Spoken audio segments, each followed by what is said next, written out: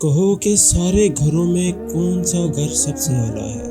جواب آیا کہ اہل بیت کا در سب سے اعلیٰ ہے۔ کہو کہ اتنی صفیں ایک سمت چند افراد ایک جانب، کہو کہ اتنی صفیں ایک سمت چند افراد ایک جانب، کہا تعداد میں جو کم ہے لشکر سب سے اعلیٰ ہے، کہا سجدے میں ایک سر ایک طرف ایک سمت ایک لشکر، کہا سجدے میں ایک سر ایک طرف اور ایک سمت میں ایک لشکر، کہا اس جنگ کا یہی منظر تو سب سے اعلیٰ ہے۔ نواسہ رسول امام حسین علیہ السلام۔ نواسہ رسول فرماتے ہیں، اے ظالموں، میں تمہارے رسول کا نواسہ ہوں۔ آج 10 محرم کے دن دنیاوی دولت کے لیے میرے عزیز و اقارب کو شہید کر دیا، میرے عباس کے بازو کاٹ دیے، میرا علی اکبر جو شبیہ مصطفیٰ تھا اس کے کلیجے میں برچھی کو مار دیا، میرے 6 ماہ کے معصوم علی اصغر پر بھی رحم نہ کیا، اس کے گلے میں بھی تیر مار دیا۔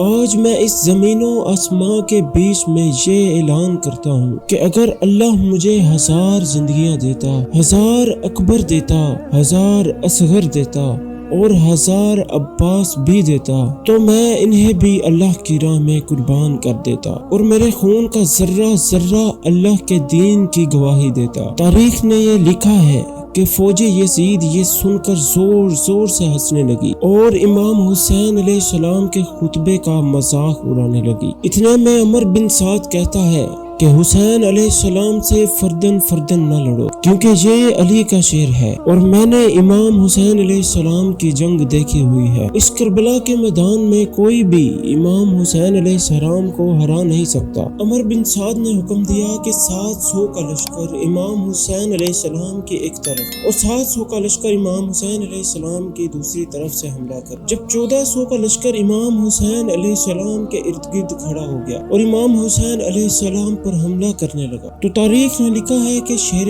خدا کے شیر مولا علی علیہ السلام کے فرزند حضرت امام حسین علیہ السلام نے ان ملعونوں پر ایسے حملے کیے کہ سب کو فنا کر دیا۔ فوج یزید میں کہرام برپا ہو گیا جب یزید کے بڑے بڑے بہادر سپاہی بھی امام حسین علیہ السلام کے سامنے ٹک نہ سکے اور امام حسین علیہ السلام کے وار سے واصل جہنم ہو جاتے تھے تو فوج یزید بھاگنا شروع ہو گئی۔ پھر عمر بن سعد کہتا ہے کہ اب لشکر سے امام حسین علیہ السلام کو شہید کرنا ناممکن ہو گیا، جاؤ اور خیموں کو آگ لگا دو۔ پھر کچھ ظالم خیموں کو آگ لگاتے ہیں اور پھر کچھ لوگ امام حسین علیہ السلام سے تھوڑا دور جا کر امام حسین علیہ السلام پر تیروں سے حملہ کرتے ہیں اور برچھیاں پھینکتے ہیں۔ تاریخ میں لکھا ہے کہ امام حسین کبھی خیموں کی طرف دیکھتے ہیں اور کبھی میدان میں آتے ہیں۔ پھر عمر بن سعد اپنے لشکر کو حکم دیتا ہے کہ جس کے ہاتھ میں جو چیز ہے وہ حسین کو مار دے۔ جس کے پاس نیزے تھے اس نے نیزے مارے، جس کے پاس تیر تھے اس نے تیر مارے، جس کے پاس تلواریں تھی وہ امام حسین علیہ السلام کو تلواریں مارتا رہا۔ تاریخ نے لکھا ہے کہ جس کے پاس مارنے کے لیے کچھ نہ تھا وہ کربلا کی گرم زمین سے پتھر اٹھا کر امام حسین علیہ السلام کو مارتا۔ امام حسین آسمان کی طرف دیکھتے اور کہتے، اے اللہ، اس 3 دن کے پیاسے رسول اللہ صلی اللہ علیہ وآلہ وسلم کے نواسے کی یہ جنگ دیکھ۔ اور پھر غیب سے آواز آتی ہے کہ اے حسین، تیرا رب تجھ سے راضی ہے۔ مولا حسین علیہ السلام ذوالفقار کو روک دیتے ہیں۔ اتنی دیر میں ایک ظالم امام حسین علیہ السلام کو پیٹھ میں ایک ایسا تیر مارتا ہے کہ آپ گھوڑے کی زین سے زمین پر آ گرتے ہیں۔ حضرت امام حسین علیہ السلام کے جسم پر اتنے تیر تھے کہ امام حسین علیہ السلام نہ تو گھوڑے پر تھے اور نہ ہی زمین پر تھے۔ فوج یزید میں خوشی کا ماحول برپا ہو گیا، وہ سب جھومنے لگے اور سب زور زور سے کہتے ہیں کہ ہم نے نواسہ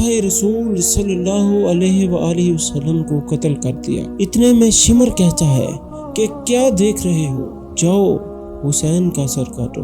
جو بھی امام حسین علیہ السلام کے قریب جاتا تو امام حسین علیہ السلام کی آنکھوں میں اسے رسول صلی اللہ علیہ وآلہ وسلم کا چہرہ نظر آتا اور وہ رو رو کے واپس آ جاتا۔ شمر کہتا ہے، رو کیوں رہے ہو؟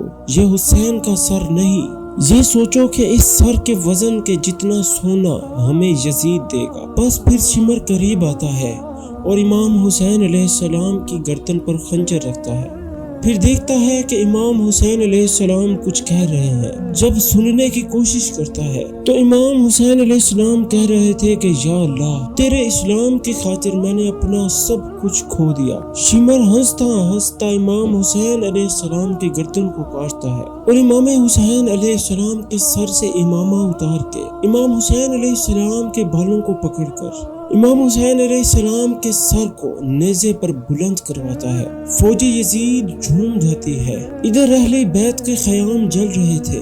اتنے میں آواز آتی ہے کہ جاؤ لوٹو۔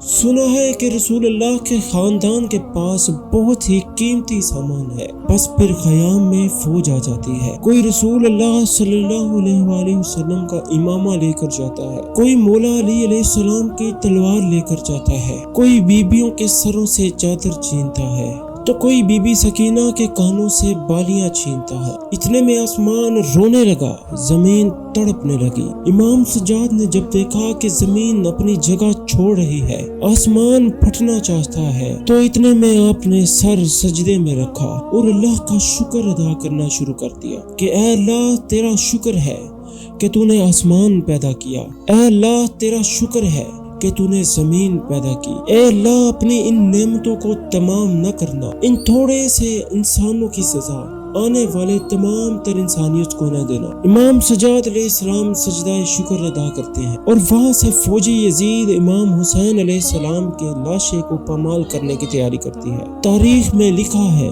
کہ عرب کے گھوڑے کی آنکھوں پر پٹی باندھ کر ان کو بھاری لوہے والے نال پہنائے گئے تاکہ امام حسین علیہ السلام کے جسم کو اتنا پامال کرے تاکہ امام حسین علیہ السلام کے جسم کا ایک بھی ٹکڑا نہ بچے۔ سب کی لاشوں کو پامال گاہ میں بچھایا گیا۔